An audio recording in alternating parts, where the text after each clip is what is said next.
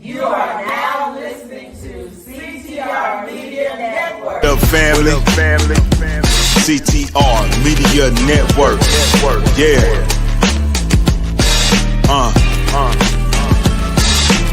Best in the biz. Yeah. Join the team.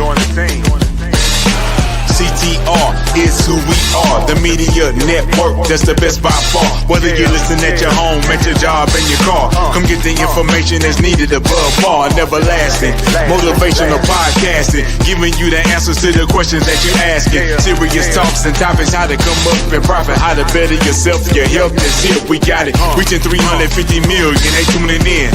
We in 50 different countries, we all can. And like-minded, find your purpose and your assignment. Come get your fix, your feel, your mental alignment. Get active and speak to the masses. Build your influence all levels and all classes. Now you know you can monetize and grow. CTR Media Network, start the show. CTR Media Network.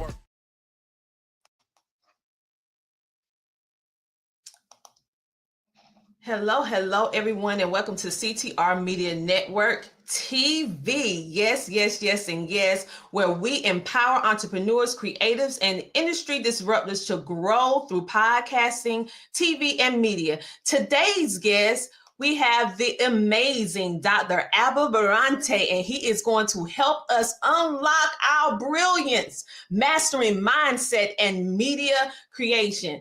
And just like I said, I am so excited about having Dr. Albert here today is because he is going to be tackling these topics and so much more on how I'm talking to you, how you are stuck in your own mess. But guess what? He's going to help us be able to clean up that mess and make it a beautiful butterfly. So without further ado, we're going to bring on today's featured guest. Yes, Dr. Albert Bramante. Welcome to the show. Thank you so much, Tina. I'm really happy to be here. And thank you for the wonderful introduction. Listen, it's easy when you're doing the stuff that you're doing. So I'm like, okay.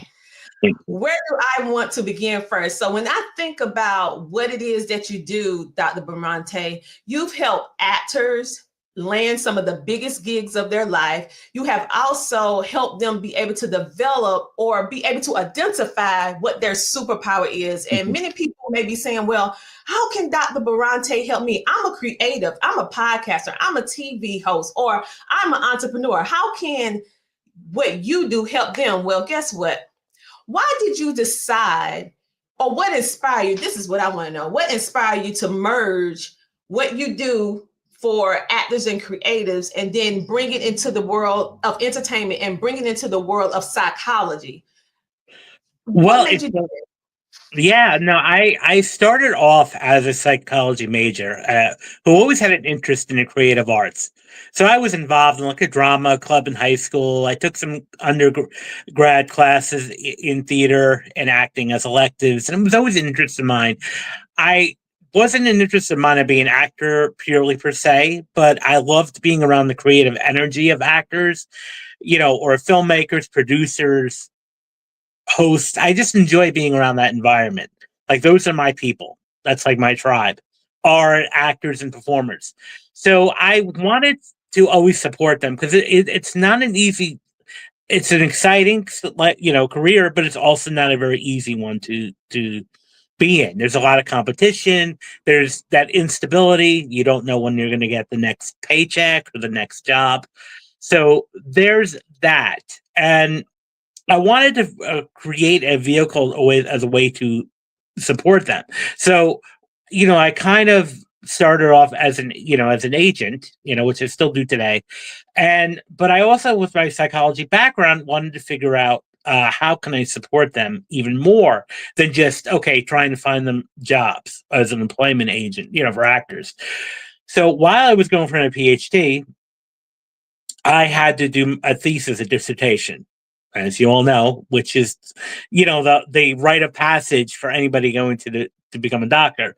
So I wanted to figure out a real world problem to solve. And that was what my advisors had suggested. So I started my PhD program right around the same time I started my businesses. And one of the things that really kept me up at night, or like I was banging my head against the wall, was there were so many actors that I was working with that were verbally, telling me how much they wanted to work, but their actions were telling me another story. Their actions, they were coming up for excuses why they couldn't make auditions, their jobs, obligations, or sometimes I had the rare case, not rare, but unfortunate cases where sometimes they would even just no show on an audition because of, and they would say, the excuses like I got caught in traffic or I didn't feel well this morning. And so I was trying to figure out, okay, what's really going on here? Yes, maybe the occasional accident or, can occur, but why is this really happening? And so that's where I said, I'm going to do my dissertation on why are actors self-sabotaging. Because there was a lot of work, literature about self-sabotage in general, but it was mainly geared towards like athletes and, high, high CEOs and all that. Why? But nothing with actors or performers. So that's where I bridged the gap between what was currently there and missing. So that's a long story short. And then, I decided after a few years, after several years after I have my PhD, now I want to combine this into a book. And combine my research as well as my knowledge into, the book that was published last year. So that's how I got started today. And it is the best of both worlds for me, because I love psychology. I'm a psychology, person at heart. But I also love working with actors. So it's a great way to combine the two. Have you ever thought about this, Dr. Albert? When I think about creators, creatives and actors, right? Mm-hmm. And even entrepreneurs, right. Many of us battle with imposter syndrome. So when I think about that you have this psychology background, what do you think is the main reason behind this imposter syndrome, and how can we start breaking free from it?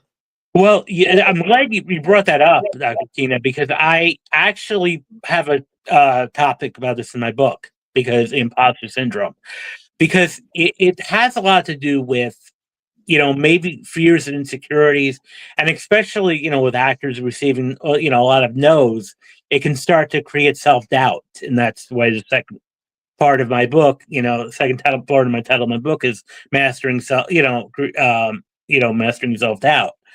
So, because it is really important, that comes up. That's what really imposter syndrome is all about, is the self-doubt. You start doubting, am I really worth, being this actor? Am I really worth, running this company? Who am I to run this company? Who am I to be, the speaker? I'm just little old me. And you start to think that. A lot of it has to do with fear too. Now, I also talk in my book about fear of success. Talk about fear of failure, but I think a lot of people, there's a fear that's not being talked about enough, and that's fear of success. What a concept! That's right. I'm sorry, I didn't mean to interrupt that. Fear of success, and I really want to dive deeper into that concept, because that's like a light bulb moment. But it made me think about the happy file. You created this wonderful concept around this, which I feel like it may possibly lead into this deeper conversation, which I thought was very powerful. But can you share how entrepreneurs and how us as content creators can use what you do daily in order for us to boost our self-esteem, to stay motivated from day to day? Because you talk about imposter syndrome, you talk about self-doubt, but I have never heard anyone talk about the fear of success. Let's dive deeper into that conversation. I'm leaning in. Well, it's all related to fear of change, because when you become successful, so let's say you're like content creator and you get that contract or that goal, that metric, where now you have landed a major contract or with a major vendor, and so now you have a lot more responsibilities, a lot more obligations. Your life is going to change.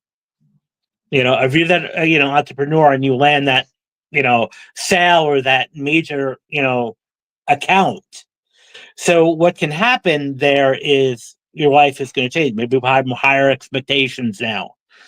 There, you might one of the things I talk about in my book is be careful about the crowd you keep around you, the tribe you keep around you. And that, unfortunately, can be family and your close friends who might not always have the best of intentions for you. And that can hold you back, too. That can create that self-doubt. Because if they're acting out of their own insecurities and their own, unhappiness, they can project that onto you. And therefore, shoot down your dreams. Because that happens a lot with the actors I work with.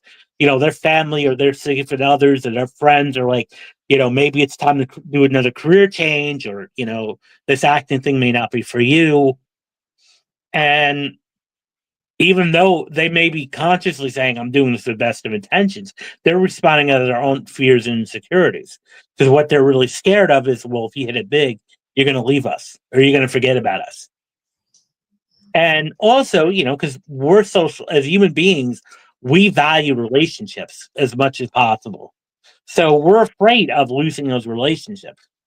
So, fear of change, those fear of relationships can cause, therefore, us to play it safe. But what way to, our brain, our subconscious mind is going to protect us from fear by not letting us achieve. So therefore, I'm not going to put out even though consciously I may be put as a content creator, but saying, hey, I'm putting out good content, but I'm not doing what I can do. As an actor, I may not be giving the best at auditions because, well, I'm getting the role may be more terrifying too now because my life is going to change. So there's a whole host of reasons why we do that. For your relationships, and that's another thing I address in my book is take stock of your relationships in your life. Also, I think another actionable item for your listeners is watch the crowd. Hang out with high achieving people.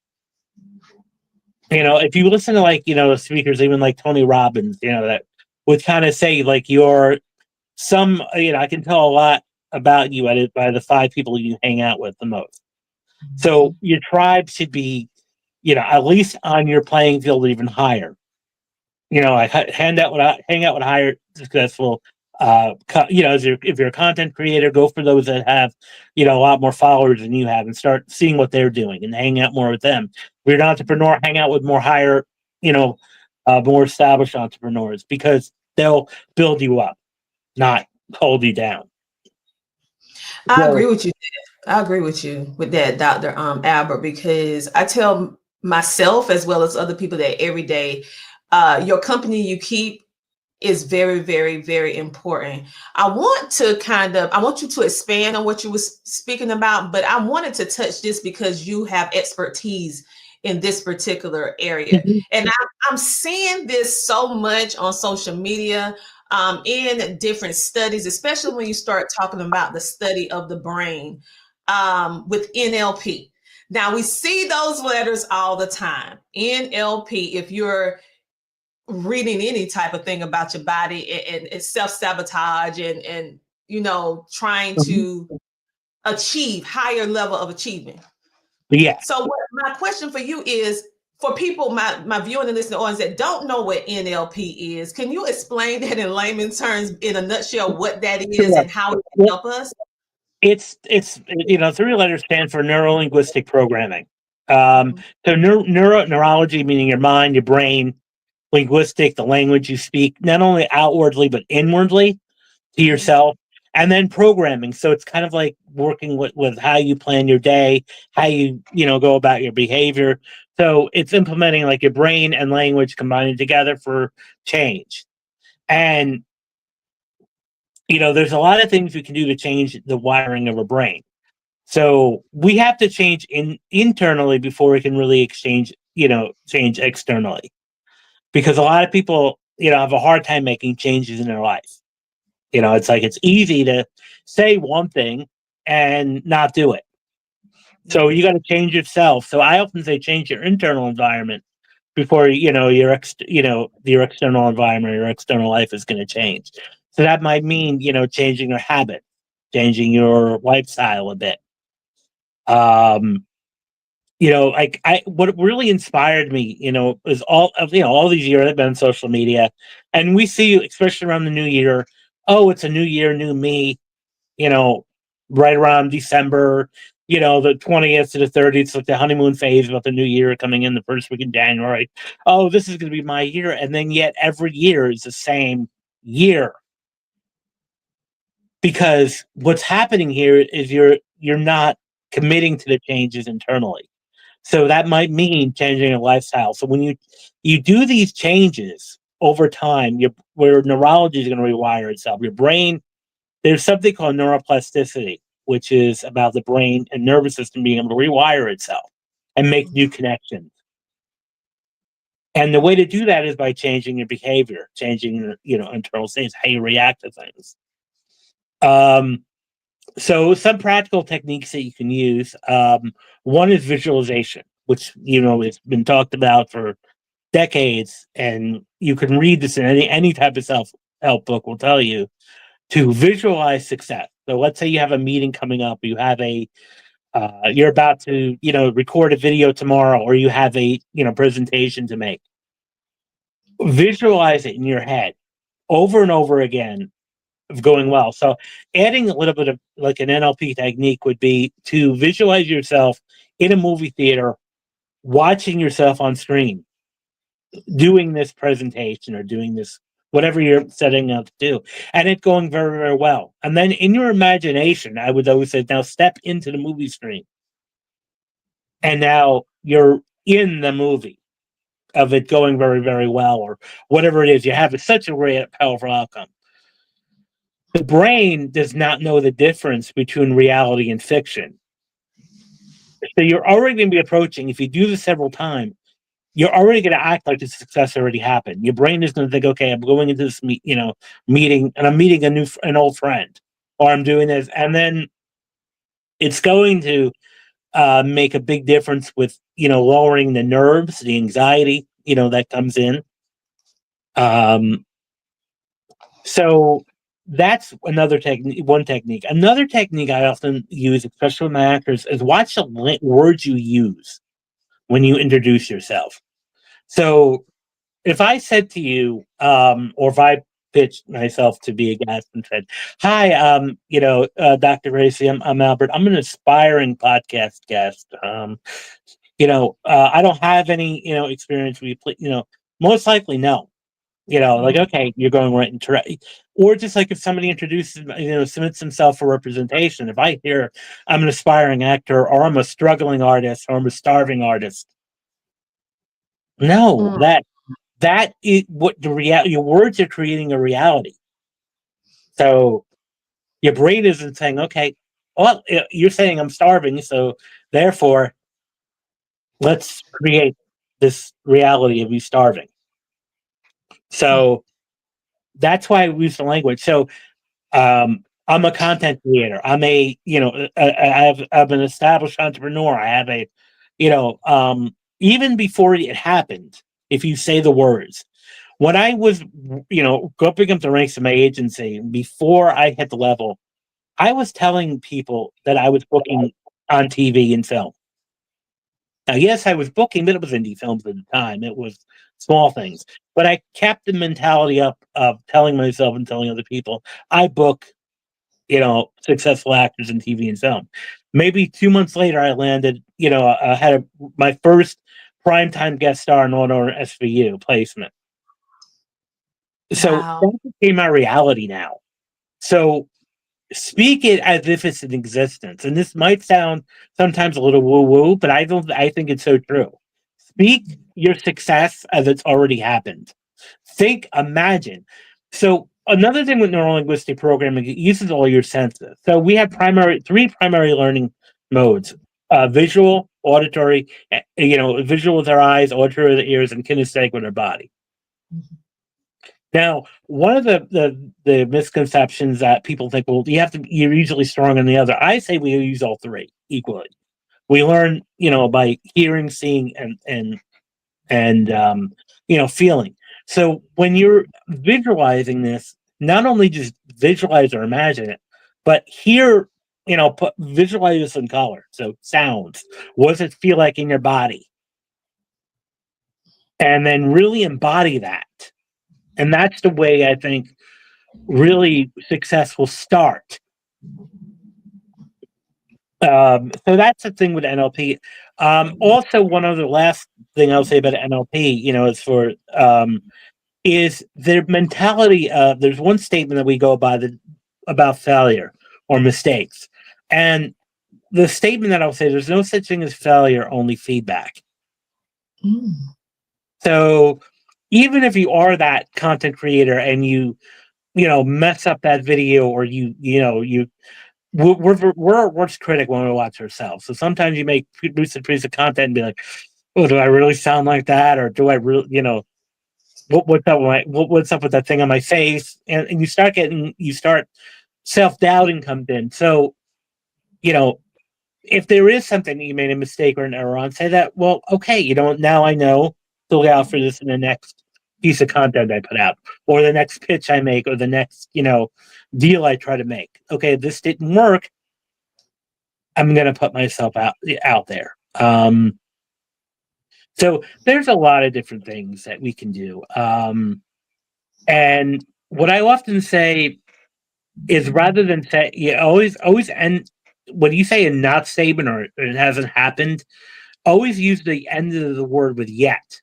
So if you're a content creator and, I haven't, you don't, rather than saying, I don't have 1,000 followers, it's like, I have not reached 1,000 followers yet.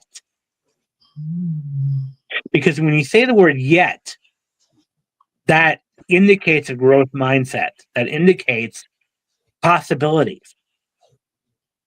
So, or, I haven't, as an entrepreneur, I haven't, I don't have $100,000. No, you say I haven't reached $100,000 yet in sales. So, or revenue. So use the word yet at the end of the no statements. I love it. I love it. So what are we going to do? It's not time for our show to end yet. We're going to take a commercial break with the amazing Dr. Albert. We'll be back. We're going to talk about more of how you can overcome your mess, turn your beautiful mess into a beautiful butterfly. So we're going to take a commercial break and we'll be back in a moment. Hey Think Fam, it's your favorite host, Michael Finkley, and you can listen to us on CTR Media Network. Go listen in.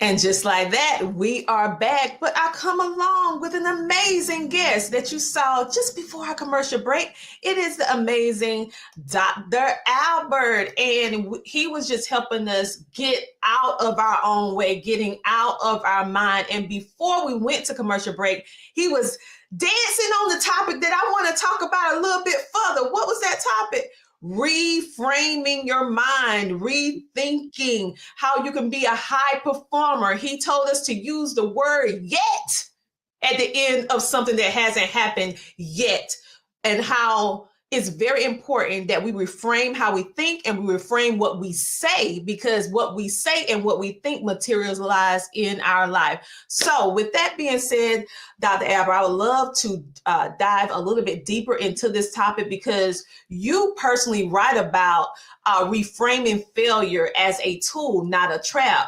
And so how can business owners, content creators, and even some actors that actually watch CTR Media Network, and they are featured on the show as well, how can we bounce back quicker from these failures and reframing our mind about what failure is? Well, just like as I said before, they're learning experiences, they're feedback. So you didn't fail, you learn, you're learning, you're a work in progress. That's what we say, we're always a work in progress. The fact that we're living, getting each day to, blessed day to live, we're a work in progress. So, as we're human beings, it's okay. We're not gonna, we're gonna make mistakes. There was only one perfect human being ever in our life, ever in the existence of the universe, depending on someone's, religious spirits and beliefs. And, that might not have worked out well for him in some aspect. So I think that, part of it is just being human, accepting that you will have setbacks, but they're opportunities to grow. They're not opportunities to look down on. So going back, even with my work with actors, because a lot of times I'll hear people say, I wish I wanted to become an actor, but I don't want the rejection. I don't like the rejection. And so another word that I would like everyone to get out of their vocabulary is the word rejection. Mm. Because for one thing, especially with actors, there's sometimes thousands of actors competing for one role. So with one role, it can only go to one actor, which meant that it's not personal. It didn't go for you. That's all that meant, was that it wasn't meant for you. Mm-hmm. So what I often say is there's no such thing as rejection. All it is that your services are not needed right now. So if you're an entrepreneur and you don't make that sale, or a content creator and you don't get that deal, or that collaboration, or you get turned down. So what you can say is like, okay, well, I'm not needed today. So what's my next thing? And then follow up and say, hey, 6 months later, this is, let's reestablish that. So, I think the point is not to take it personally. I mean, I know it's hard to do, because especially a lot of times actors, when you go for auditions, you're putting your heart and soul and, out there and everything out there, and making yourself vulnerable. So, but I would say walk out of that with the mentality of, okay, let it go. So, anytime you are making a presentation or a meeting or making a piece of content, as soon as it's done, let it go. So even with actors, when I often say, when that audition is over, it's done. It's over. Let it go. Let it completely be over. Don't dwell on it. Now your focus should be on what's the next opportunity. What's the next thing for me to do? Even when you post the next bit of content, even if it's great piece of content, it's like, oh, that was great. Okay, next. And then work on that momentum and just keep going. So there's no such thing as rejection. You're just not needed today. It's not a personal decision. It's not personal.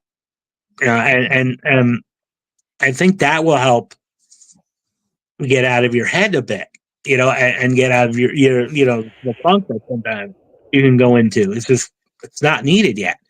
And also our minds are wired to believe in negative, so I use this example a lot. So let's say you give a presentation, or you make, whatever it is, and you'll get 20 good reviews, but one or two are maybe not so good, critical or scathing even.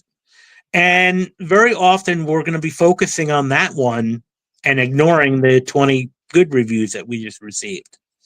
And what I often say is like, okay, if you're an actor, you get a negative review by the press or an audience member. So look at that review objectively. First of all, is there anything in there that could be constructive? That maybe say, because I've gotten constructive feedback on things I've done where I'm like, okay, that might have hurt, it might have stung in the beginning, but I'm like, there's a lot of good information here in this that I can use. So take whatever, even the stuff that you perceive as negative, and what can you use that for? What, and also sometimes the negative feedback you receive, if it's really negative, it could not have anything to do with you. It's just, you might have reminded somebody of someone they don't like. It has nothing to do with you, even though it may be targeted at you. So take the feedback always with like a grain of salt. What can you do from that? I like that. And I think it really boils down to us as individuals doing that self-work that's needed. I mean, we're very good with making sure this outside look a certain way, right? But that inside is not looking the same way. So what I'm hearing with all of the advice that you're giving us and the recommendations, that it's very important that we work on this mind and what's inside and what we say and what we think and who we are around, Right. because all of those play factors in it. So what about you? You talk about this topic of self-confidence, right? And I have never heard anyone talk about self-confidence in this way. So you say self-confidence, we know it's online all the time. Everybody talk about new you, new self, this, that is trending. But how can we distinguish toxic high self-esteem, which I never heard that type of jargon before, and healthy self-esteem? So basically, what's the difference, and why does it matter in building your brand or building your business or being a content creator or actor or actress? Well, they're all related. I mean, healthy self-esteem and toxic self-esteem, I think the biggest difference would be humility, being humble. Humility is the key. So, there's nothing wrong with thinking highly of yourself and thinking that you're valuable and you deserve a seat at the table, but the difference with toxic self-esteem is you're not open to feedback or constructive criticism. The one thing that I've found, and this is when I did my dissertation, one of the variables I did my dissertation on was toxic high self-esteem. And I've even found it surprising too in the beginning when I was first doing this. But they're almost like, I would say toxic high self-esteem and low self-esteem are cousins. They were highly related, very much.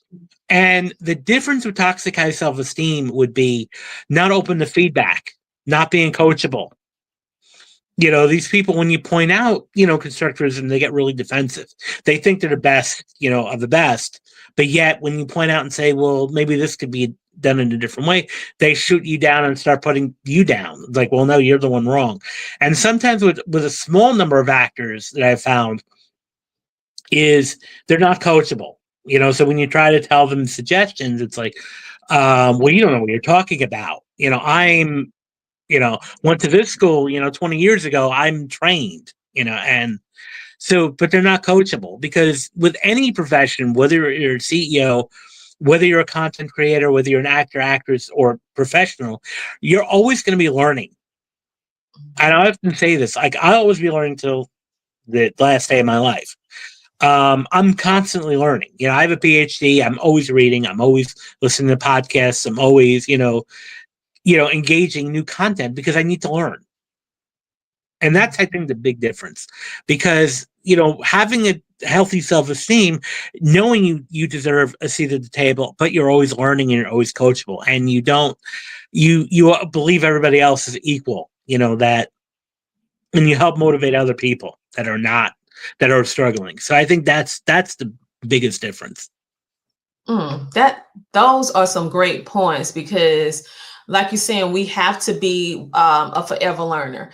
And by being a forever learner, that's going to enable us to be able to grow and be able to hone in on our skills even more. And I know that you have so much experience, not only in the books, but also experience in life, because you have worked with so many different high performing talents over the decades. And so with all that experience, do you notice one or maybe two habits or mindsets that you see that is consistent with those type of individuals who have mastered the art of succeeding in the arts, or maybe they are a business owner as well? What are those one or two habits that they've been able to implement in their life that has helped them be successful? Have you noticed any of those habits? Yeah, having a disciplined system. So in my book, I talk about personality traits, and one of the traits I talk about is conscientiousness. So being conscientious and being disciplined, being focused, and that is one of the biggest successes. And a lot of psychological research has backed this up. That the more conscientious you are, the more disciplined you are, the more successful you're going to be. So the more hardworking you are. So keeping, a sense of commitments. Now, one of the things I will say about with the virtue of conscientiousness, a lot of us are not as conscientious as we think we are. We overestimate that. So if you take a look, there's a lot of personality tests you can take online that measure conscientiousness, and a lot of people who take these tests are surprised they don't score as high as they think they are. So maintaining a disciplined system, a focused system, a calendar. I don't say a to-do list, but I say a calendar is important. Maintaining a calendar, maintaining a focus of things you're going to do and follow through on them. That I would say is the biggest success rate I see. And again, just the confidence and the belief in themselves. Why do you say a calendar instead of a to-do list?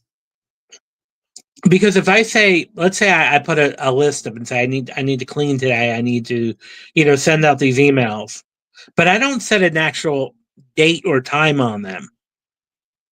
I just have a to-do list. And then that list gets longer and longer and longer.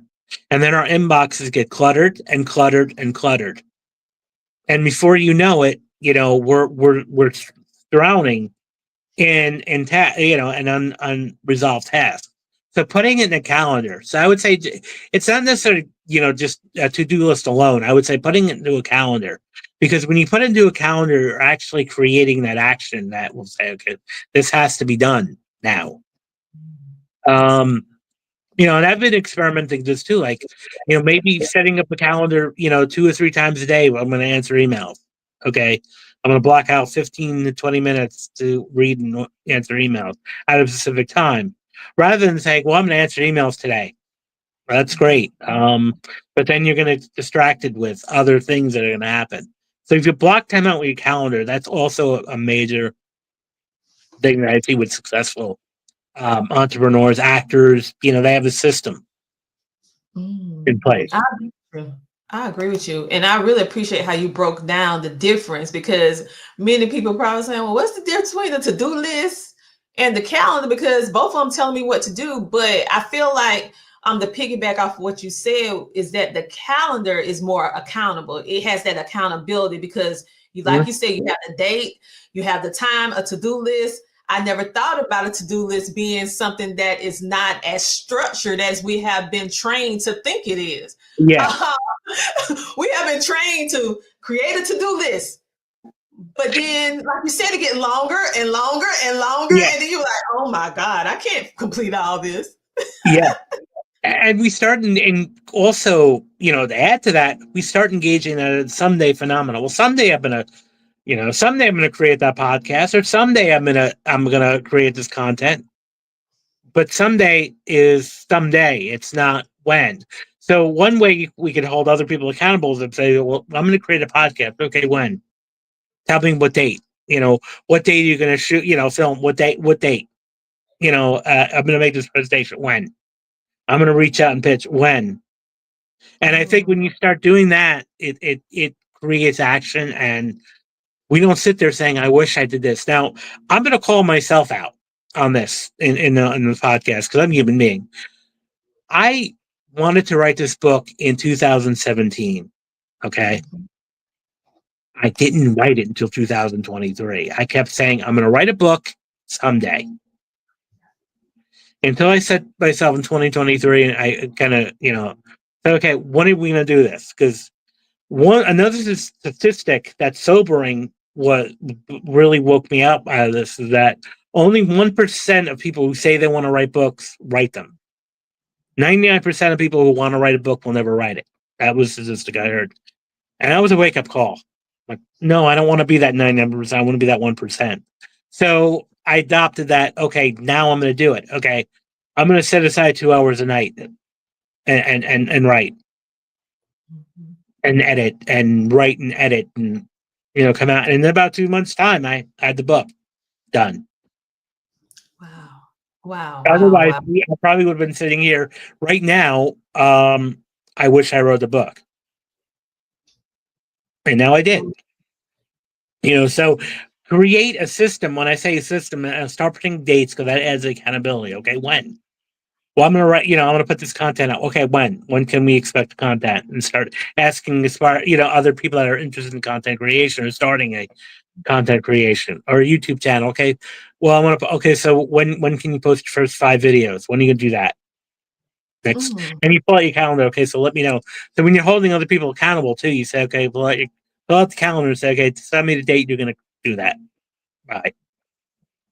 And now it's going to happen now. That is so true, because you write it down, make it plain. It happens more than you just, I say people who doing the brain dump, but they're doing it just thinking about it and not actually physically putting an action to it. It 9 times out of 10 is not going to get done. And I'm going to be honest with you, as you get older, you don't retain as much information as you did in your 20s. I mean, I can't speak for you. I can speak for myself. Well, let me reframe that. So, you have reframe so I can say it right. So reframe real time. That can happen to other people my age, but it's not going to happen to me because I have a system in place. So I think when we start talking about it, especially getting older, because I'm not going to lie, I'm close to 50. Am I going to sit there and say, well, my body's declining? No. Well, that's great. Exactly. I'm not. So I think having that mind, set up now, even if memory is a challenge, now you start writing things down, document things, put on a calendar. We have so many apps now that can help with that. So create, put things on the calendar immediately. Every time I have a meeting, I put it on my Google Calendar. Even if it's tomorrow, I still have it on my calendar because it'll have, I don't, there's not an excuse here. That's the accountability thing. Why do you think doctors' offices or important meetings will call the day before to confirm? So you don't forget. Yeah. Well, I appreciate that reframing. See, we can say things without even thinking about it. And so you saw real time how Dr. Albert, he heard it. He was like, wait a minute. Let's reframe this. Okay. Yes.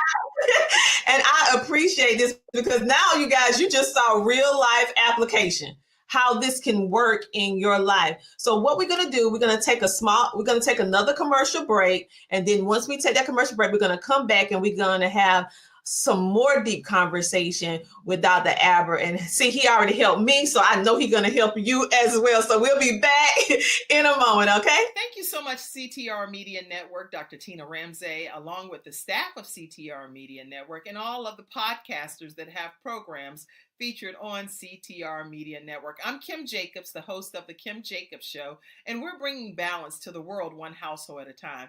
It is such an honor and a privilege to be able to be associated with Dr. Tina Ramsay and her program with CTR Media Network. They go over and beyond the call of duty and do exceptionally well when it comes to the podcasters. I'm saying things that are like, ooh, mind-blowing. They are exceeding our expectations, and I cannot be more grateful and more thankful. So I just wanted to take a moment to say thank you for all of your professionalism, your consideration, going the extra mile to make sure that your podcasters have what we need to be able to have a thriving program and to get exposed to over 350 million households, 46 countries.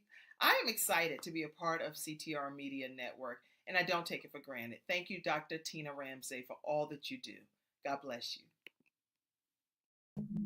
And just like that, we are back. And I come along with Dr. Albert. We're going to jump more into this conversation. This has been such an intriguing, mind-blowing conversation with him about rewiring this brain and rewiring what we say, what we think, who we're around. The list goes on.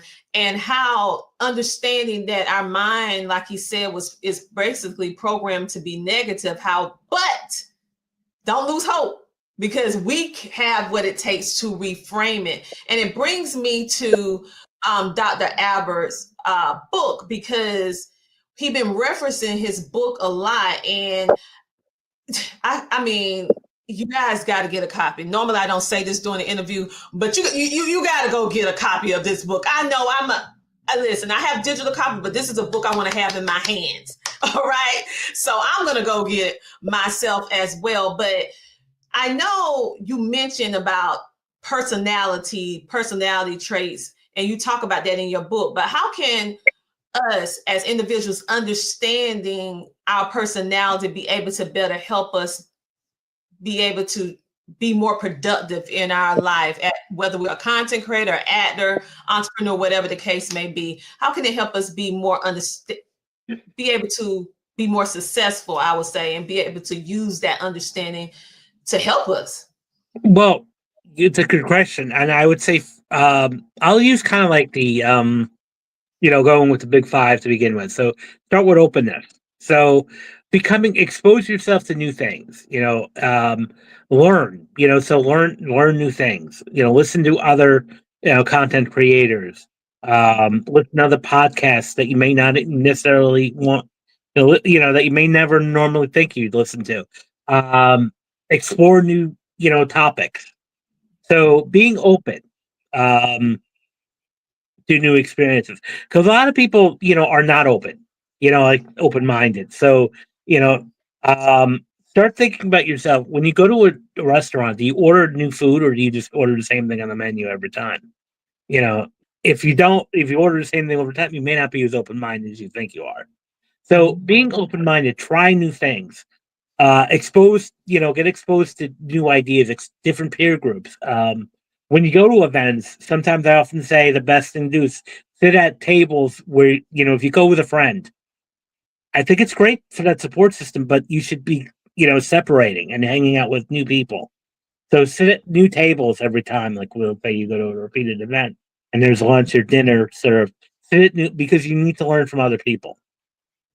That's the first thing. Conscientiousness we kind of addressed a little bit, which is having a system set up, a planner, a calendar, a workflow, and plan it beforehand. What some of the best entrepreneurs will plan their day before the day or two before. Okay, this is what I'm going to do today. Now, yes, some things will come up, that are going to be last minute. But when you have a solid plan, you can, and you can even put in your day. Okay, there may be an hour or two here that I may have to shift, or because something may come up. The next part is extroversion. Now, it's hard. It's a little difficult sometimes for especially if you're a content creator or you're a business owner. You have to be a little bit extroverted to some. You have to get out of your shell a little bit. Now, I'm not saying you have to go to rooms full of people, or crowds full of people. I'm not a big fan of like the networking events that are in bars and clubs, because that is just a little overwhelming. I consider myself an ambivert, which is like the middle between introvert and extrovert. So, like, I love people, but if I'm, I'm not comfortable in a large bar or club or lounge setting where there's hundreds of people around that I don't know. Mm-hmm. So, but you still have to put yourself out there. So, as a content creator, you have to be recording and reaching out to other content creators for collaboration. If you're a business owner, you have to contact with other entrepreneurs. You have to put yourself out there. And then the next is agreeableness. So agreeableness is how well you cooperate and how well you compromise. So being somewhat coachable is also another trait that we all have to be able to do, is be coachable. But also there's a balance too, because sometimes you have to stand up for yourself. And when it comes to negotiations, if you're negotiating a contract, if you're negotiating a sale, it's good, yes, to be agreeable, but at the same time, you also have to stand your ground. Other side, whether you're the business owner or the customer.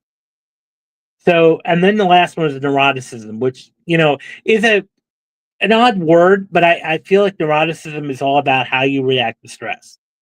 So not working on that, because some people are more neurotic than others. What I mean by that is they get reactive when things don't go their way, or they get frustrated. They get easily phased. You'll see these people get really anxious very easily.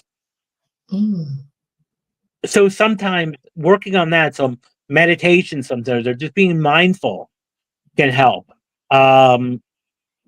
Taking time out, taking steps to recharge. also a work-life balance is great. I mean, I know a lot of times when we're entrepreneurs or content creators, we think we have the misconception we have to be on 24/7. That's not true. You need time off for your family, for your friends, just even for your own self.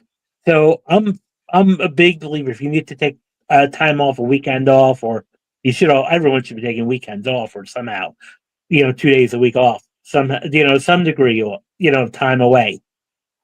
So that's using kind of like using the big five in a sense of what I talk about in your favor.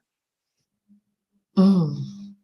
That was excellent and some great, great points. And so we have been referencing this book the entire show. And you're probably saying, what's the name of this book? Well, if you want to confront self-doubt and master self-sabotage for performing artists, and don't think it's just for artists, just actor and actors, as you can see, his strategies actually work for content creators, podcasters, TV hosts, entrepreneurs, business owners, anybody that is in the creative space. And his book is called Rise Above the Script: Confronting Self-Doubt and Mastering Self-Sabotage for Performing Artists. Listen, this book is not just for artists. Like I said, it's for all of us. And as you can see, he helped me real time.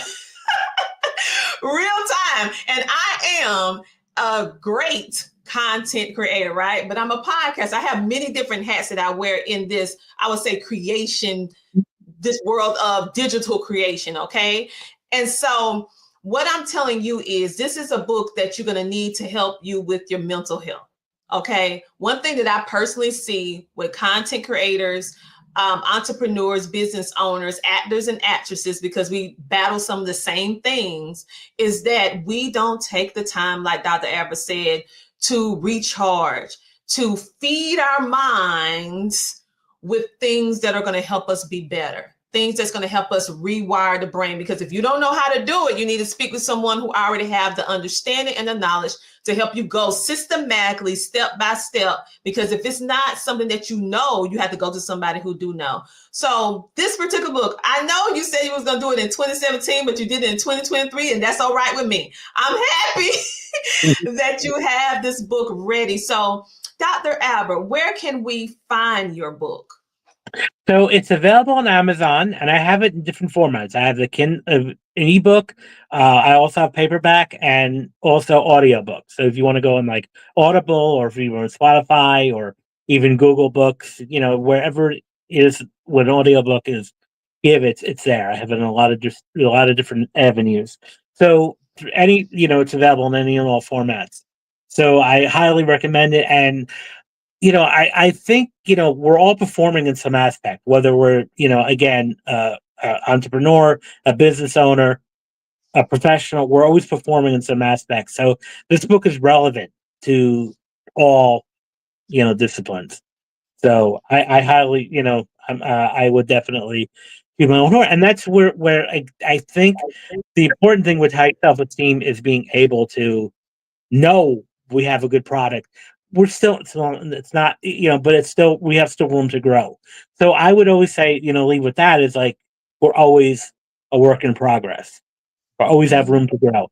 And I'm constantly, like I said, learning, new things. And, and I love learning. And that's, I think, a mindset I think we all should have, is the love of learning. I agree with you 100%. Well, Dr. Bramante, I want to thank you so much for being a featured guest on our show today. Your insight, your strategies are so insightful. They're so powerful. And even though we're talking about complex topics dealing with the brain, you made it very simple. And I appreciate that, because you're the one who have the PhD and dealing with knowing the brain, but you was able to explain it to us in a way that we can grasp the information so that we can have a greater chance of being able to accomplish what it is that you set out in your book for us to be able to do. So I encourage all of you, you've been talking about the new you, new me, and you still at the same place you was at last year, then you need this book. Okay, because he's going to give you the tips and strategies that's going to help you and I be successful forever to our lifespan, I would say like that, as long as we have breath in our body. So on this note, you guys, I want to encourage you to download the CTR Media Network app, and I want to hand it back over to Dr. Bramante for a moment. Is there anything else you would like to say to our viewing audience before we sign off? Sure. I would like to, give you the idea for the happy file for the audience. So here's the thing about a happy file. I'm as much as we have these apps, I always say keep a physical journal, whether it be a notebook, and always document your successes. There's no such thing as a minor success. So, if you're a content creator, you get a number of likes, you get a couple of good comments, write them down. If you're an entrepreneur and you get a good review from a customer or vendor, document that. You're an actor, you get good review from a casting director, an acting coach, an audience member, write that down. And keep writing these things down. And when you have those moments of self-doubt, because again, we're human beings. So that's another thing I want to say, self-doubt is completely normal, to have. So when those moments of self-doubt creep in, pull out your happy file, and that will remind you as to why you're doing what you're doing and what you really set out to do. I love that. How about that? We can create a happy file for us. I love it, love it, love it. Again, you guys, this is how the book look. You can get it where books are being sold. And as you heard from him, you can get it in various different formats because we all learn different ways. Some of us are audio learners. Some of us are a blend between all. So he took care of all the hard work for you. So whatever is the way that you need to learn and be able to execute and follow through, get it in that form, okay? And again, the name of the book is Rise Above the Script, Confronting Self-Doubt, Mastering Self-Sabotage for Performing Artists, or I would say for everyday people doing extraordinary things. Go ahead and pick up that book today. Thank you again, Dr. Aber, for being a featured guest and being on on CTR Media Network TV. And we'll see you guys next week. Same time, same place. Thank you, Dr. Tracy, and thank you for everyone who's watching. All right. Okay, bye. Well, you have any closing remarks before we head out? Y'all, please support the movement of CTR Media Network. I'm telling you, being a part of this amazing media family, I can't go wrong, right? They have the support. They support us in all that we do. If we have questions, they take the time out to advise and mentor. So definitely check out the different plethora of shows that are on the network. I promise you, and I'm not saying this because I'm part of the family, but I promise you, you will be uplifted, inspired, educated, motivated, all the good stuff that we all need to carry ourselves out through the day. So definitely go check it out, y'all. Awesome. I definitely appreciate you.